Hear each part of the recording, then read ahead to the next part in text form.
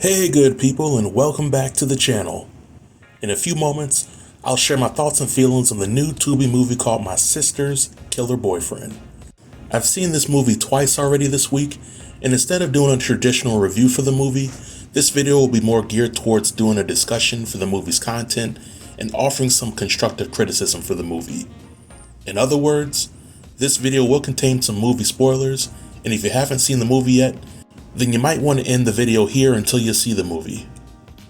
So without any further delay, let's jump right in. So when I initially heard of the title, My Sister's Killer Boyfriend, I came into this experience thinking that I was going to be watching a movie that could easily be seen on the Lifetime channel, because a movie on Lifetime isn't truly a movie unless it contains some level of abuse or a series of crimes that are being committed. I also thought that this movie could be a remake of the indie movie My Sister's Serial Killer Boyfriend. But after watching My Sister's Killer Boyfriend, I left the experience somewhat conflicted. I first want to acknowledge the overall acting performances in the movie. I think that the main cast in the movie did their thing when it came to acting. And of course the standout performance has to go to the star, Rihanna Briggs, who plays the character Molly in the movie. I enjoyed watching her range as an actress in this particular role, and I hope to see her in a lot more movie roles in the future.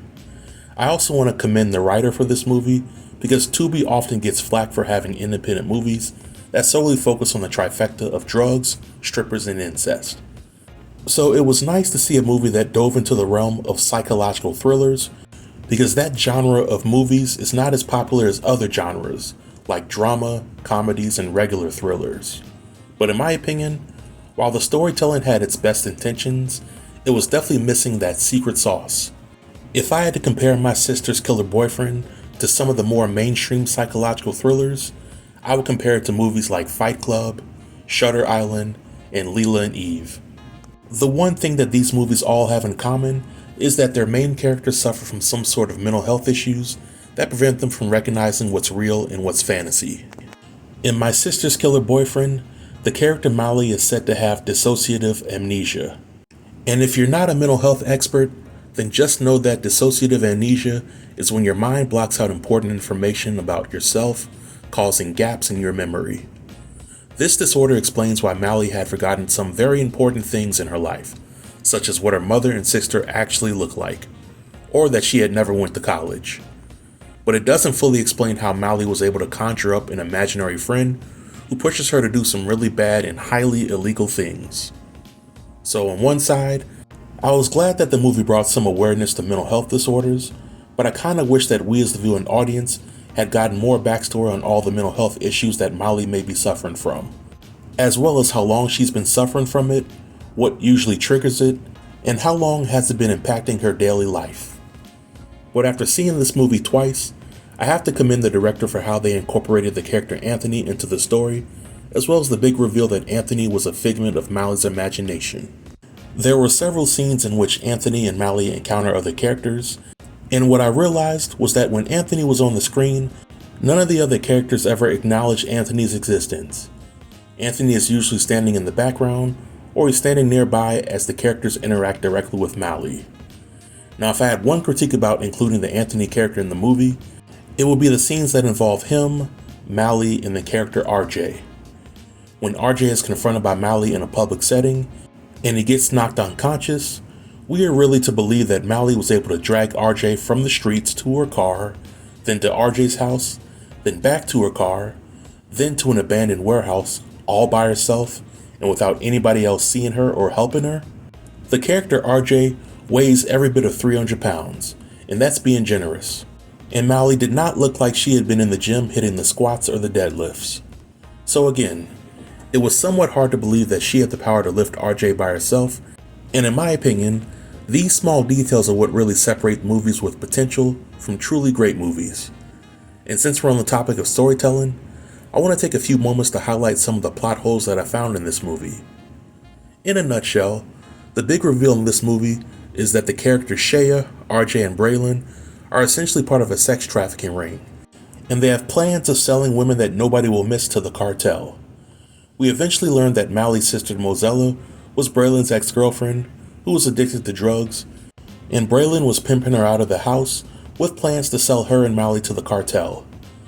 Maybe somebody could help me out here. But these are several questions that I had from the movie. What type of drugs was Mozella on? Because in the movie, we see her smoking what appears to be weed, and we never really see her giving off junkie vibes. Was Mally also getting pimped out by the crew? If not, why would the crew allow Mally to hang out with Mozella if she wasn't on their program? How much money did Mally actually steal from the crew? At the end of the movie, it looked like Mally may have stolen less than $10,000, and if that's the case, then surely the crew could have came to some arrangement on how to make the money back. But why did Mally steal the money? Was it so that she and Mozella could make a clean break? This was never directly explained in the movie, nor do we know how Mally plans to use the stolen money. In the beginning of the movie, why did Shea pretend to be Mally's sister? In my opinion, if the end goal was to get Mally to tell the crew the whereabouts of the stolen money, then was this really the best plan? And if Mally really had a mental health disorder that prevented her from distinguishing fantasy from reality, then wouldn't Shea's ruse be a huge waste of time? If the crew was really after the stolen money, couldn't they just drug Mally and make her turn tricks until the money had been recouped? Or better yet, why not just sell Mally to the cartel like they planned to do? Matter of fact, why did the crew even need to kill Mozella? Did they take her out because Mally had fled with the stolen money and it was the only way to bring Mally back with the money? I know that I'm asking a bunch of questions here, but I'm trying to make sense of the story. And the desire to find out the answers to these questions made me want to watch the movie again. And even after watching the movie a second time, I realized that a lot of these questions still went unanswered. Nevertheless, I actually enjoyed the movie for what it was, and I hope that the director and the writers that were involved continue to put out more content that goes outside the typical Tubi movie storylines. Well, that's all that I have for you today. If you have any comments related to the movie or the discussion, feel free to leave them below in the comment section, and I'll be sure to reply to everybody. Until next time, stay tuned and stay safe. Peace.